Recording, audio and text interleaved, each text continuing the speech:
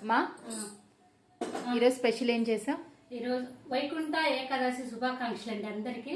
ఈరోజు వైకుంఠ ఏకాదశి రోజు అన్నం తినకూడదు అంటారు కదండి.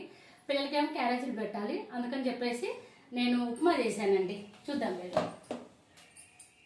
వేడివేడిగా గోధుమ రవ్వ ఉప్మా చేశానండి. ఇది ఇంట్లో ఇష్టంగా తింటారండి అందరూ. దీంట్లోకి మామిడికాయ పచ్చడి వేసుకోవచ్చు, పప్పుల పొడి వేసుకోవచ్చు, కారపొడి అండి. 3 పెట్టుకొని తినొచ్చు. ఎవరికి ఏది కావాలంటే అది ఇష్టంగా తింటారు. గిన్నెకట్లు ఉడకబెట్టానండి.